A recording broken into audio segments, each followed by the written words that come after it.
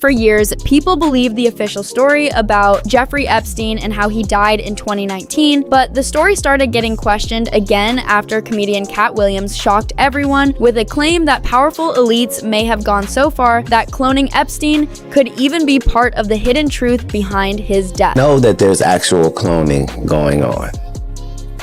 The question I believe you're asking is human cloning. Oh, yes, sir. But let's start with the real question. The real question is cloning going on?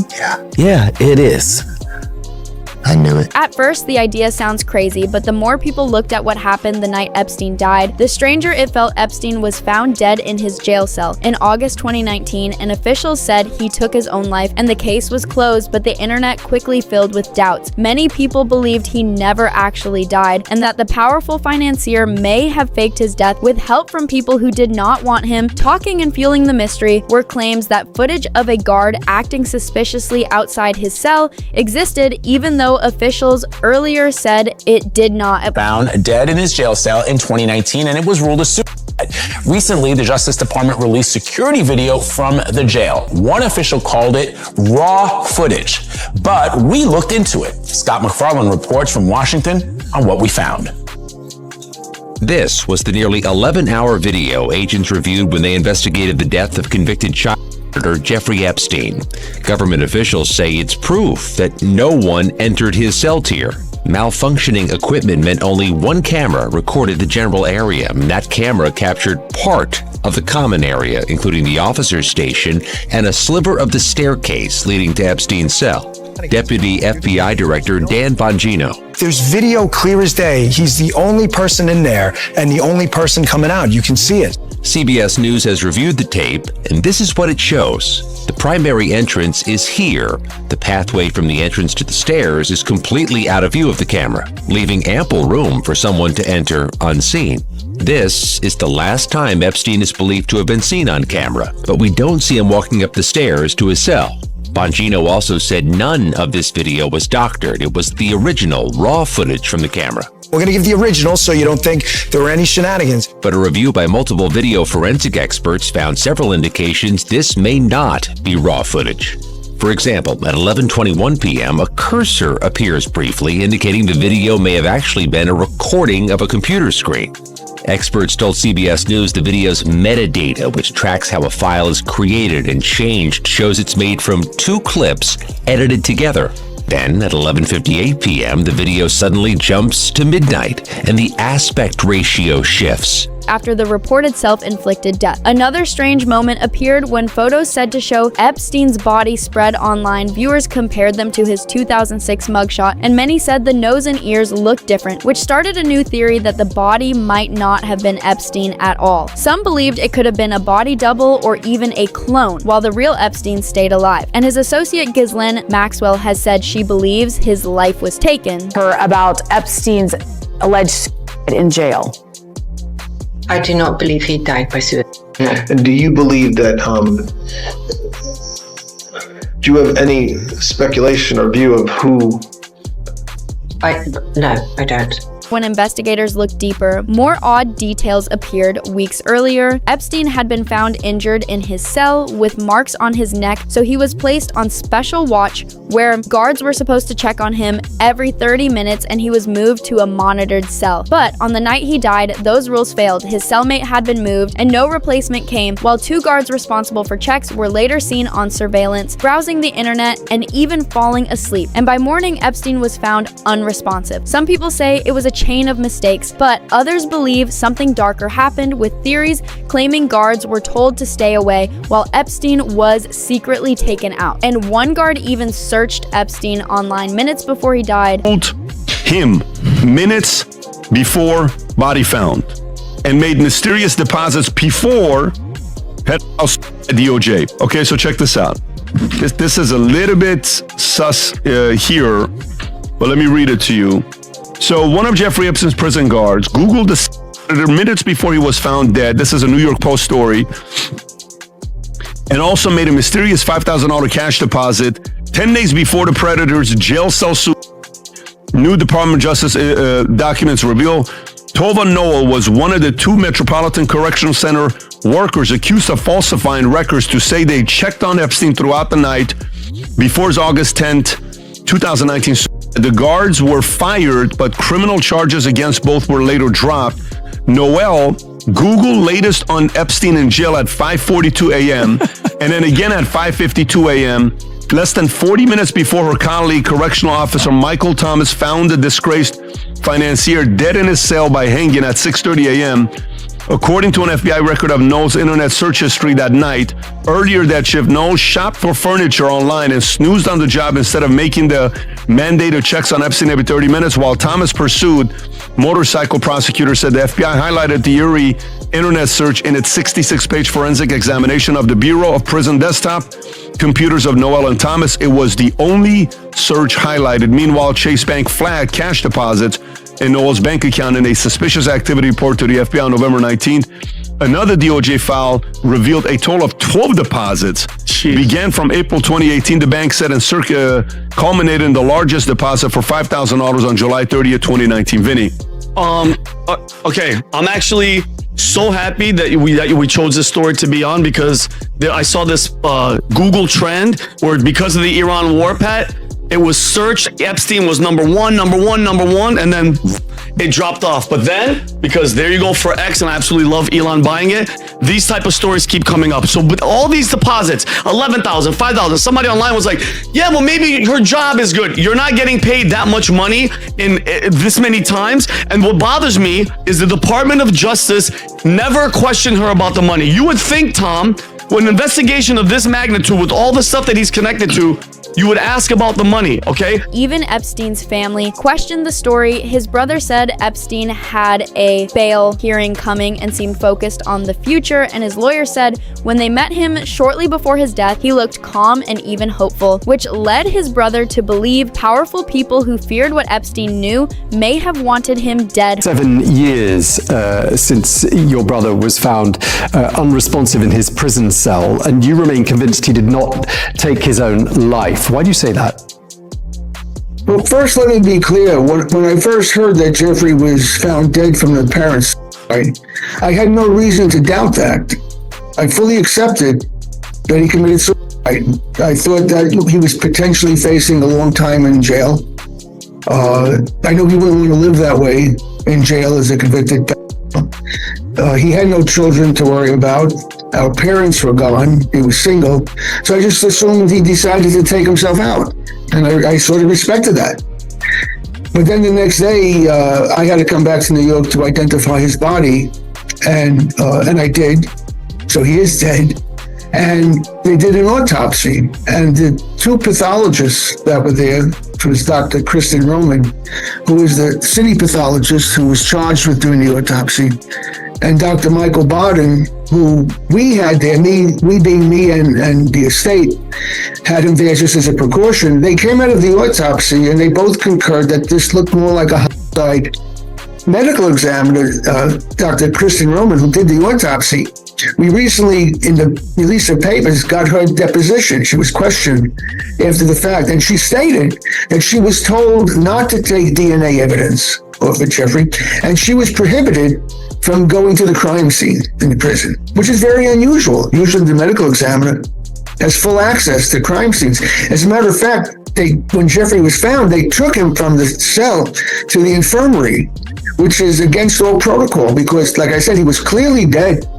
When they found him, they were supposed to leave him there until the medical examiner's office showed up, but they moved him. And then afterwards, the FBI went in and destroyed the crime scene. So there's no record. Like I've said before, there may have been a lot of people or a number of people that might have wanted to see him dead. But then you have to filter that list by who would have the ability to orchestrate this. You know, it's a very complicated thing to do. And then to have the DOJ cover it up. Who would have the ability to do that, to pull that off? That's a much smaller list. Right, and who would have the motive? Yeah, well, like I said, there might have been a lot of people with motive, but who would have the ability to actually do it, to have it done? polygraph 6. Forensic experts also raised concerns, including pathologist Michael Baden, who reviewed the case for the family. He pointed out that prison rules say a death scene should remain untouched, but Epstein's body had already been moved before a full investigation, and photos from the cell showed 2 different nooses, one neatly prepared and another cut. While records about which one was evidence did not clearly match, investigators also noted Epstein had a ballpoint pen, even though inmates with a history of harming themselves usually are not given such object. When looking at the body, there was a little odd situation there because the ligature furrow around the neck was horizontal. In a hanging, the ligature mark is usually up the high part of the neck and goes upwards. And then the moment of surprise, there were 3 fractures, 2 of the thyroid cartilage, which is the Adam's apple, and 1 of the hyoid bone. In 50 years of doing this, I've never seen that. That's much more common, crushing injury in strangle. So I think at that point, there was concern as to whether it was as thought or not. So the medical examiner of New York City who conducted it, she said that it was inconclusive. She couldn't say it was. But then her boss, 3 or 4 days later, changed it to suicide. Many believe making someone like Epstein disappear under these conditions would require extremely powerful people. Missing from the Epstein files contain serious unverified allegations against President Trump. The Justice Department posted 3 FBI memos describing interviews with a woman who accuses both Jeffrey Epstein and President Trump of assaulting her when she was a teenager. The White House calls the accusations completely baseless. CNN's Paula Reed is in Washington with the latest. And Paula, these were missing from earlier file releases, right? That's right. And this individual was interviewed by the FBI 4 times. And initially, only 1 memo was released in that initial batch of documents released by the Justice Department. And that was an interview where she made allegations against Jeffrey Epstein, but not against President Trump. Now, yesterday, these additional summaries were released, and they detail the types of allegations that she made against President Trump, where she describes being introduced to him. She alleges that he asked everyone to leave the room and, quote, mentioned something to the effect of, quote, let's teach you how little girls are supposed to be, and then describes an encounter where he pushes her head down and then told agents she bit Trump, who then allegedly struck her and said something like, get this little expletive the hell out of here. Now, in her 3rd interview, she allegedly said that she was receiving threatening calls. And in her 4th interview, it's interesting. She told investigators that she was concerned about why she was even coming forward because the statute of limitations had passed. The theories grew stronger when a strange document surfaced in 2026, quoting an old anonymous post from the forum 4chan, where someone claiming to be a medical worker said Epstein was actually wheeled out of the prison in a wheelchair that night. No proof confirmed it, but the claim spread quickly. Others pointed to a photo where a tattoo once on Epstein's arm did not appear. While some noticed an official press statement about his death seemed dated 1 day earlier, officials said it was just a typo, but conspiracy theorists saw it as another clue as more files keep appearing. Some believe Epstein could be hiding on property he owned, like his ranch in New Mexico, while others think he has been seen in Israel, a theory connected to claims from former Central Intelligence Agency officer John Kiriakou, who once said Epstein may have had ties to Israeli intelligence. He was a spy. I believe very strongly he was a spy, yes. And who do you think he was working for? The Israelis. I'm confident it was the Israelis. Why? Jeffrey Epstein is kind of the stereotypical example that they give you in training for what's called an access agent. This is a different kind of recruit. If you're a foreign intelligence service and you want information, like close-in information from a former president, from the CEO of the biggest company in the world, from a member of the British royal family, you're not going to recruit these guys. You're not going to recruit Bill Clinton or Bill Gates or Prince Andrew. So you do the next best thing. You recruit somebody who has regular access to them. And that person that you recruit is going to need to make these people feel comfortable and appreciated. And so you give him plenty of money so he has this a house on an island, or he has the whole island, and maybe you bring in young girls, you get them in compromising positions, just in case you need to use what's called compromising pictures. We know now that Jeffrey Epstein's house had hidden video cameras in literally every room, including the bathrooms. Why? Why would he care what was going on unless it was to use that information against people? Only the Israelis and the Russians use extortion as a motivator. So would they have made Jeffrey Epstein rich? Yeah. In order to give him that access? Yes. How could they have done that? Oh, that's easy. Governments are the only ones really that can launder money unfettered. And you can also do it through real estate, through fine art, and through horses. Those are the three easiest ways to launder money. Presumably, he would have spoken out at some point, no? No. But it would explain why he got a sweetheart deal in 2006. I mean, this is a guy that's been convicted of child sex crimes, and he gets 6 months of house arrest with an ankle bracelet? We have mandatory minimums in this country. That's a 5-year mandatory minimum, first offense. He definitely had some interesting power, didn't he? Mm-hmm. Alex Acosta, who was the prosecuting attorney at the time, said that he was ordered by the attorney general to give Epstein the sweetheart deal. Well, who's the only person that can order the attorney general to do something? It's the president. So was it because Epstein was working on Clinton? If you had to bet everything you have on either him being a spy or not a spy, yeah, what would you bet on? He was a spy. I feel very confident in that assessment. Then the story took another strange turn when Katt Williams began talking about secret elite circles and cloning programs online. Users quickly connected his words to Epstein, asking if powerful people wanted him silent, could they have replaced him, or even cloned him, especially after files showed Epstein himself discussed futuristic science ideas, including cloning and designer babies. With improving the human race, and even had plans to seed the human race with his own DNA.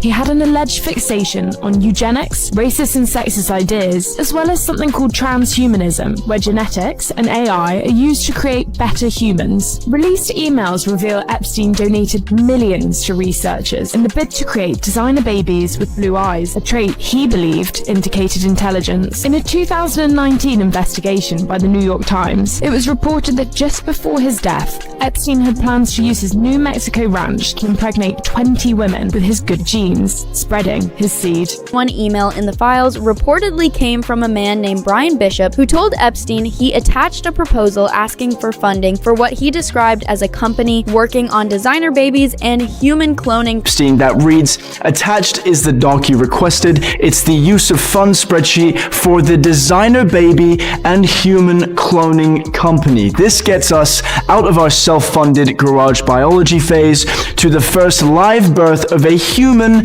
designer baby and possibly a human clone within 5 years. Once we reach the first birth, everything changes and the world will never be the same again, much less the future of the human species." Another email in the files, allegedly sent from Jeffrey Epstein to a man named Barnaby Marshy, reads, "Should we build a mind reader? It would use de-encryption, new understandings of the brain. Can we involve the New York ACAD of Sciences in one of our projects? I think it would be good for you as well as them. Should we do a project on tissue regeneration?" And in parentheses it says cloning. "I'm excited to accompany you as a voyeur on Madarin's adventure." This gives the public a peek into what Epstein was possibly interested in outside the world of finance. None of these theories have ever been proven, but the mystery around Jeffrey Epstein continues to grow. So what do you think? Could something bigger still be hidden behind his story? Tell us your thoughts in the comments below.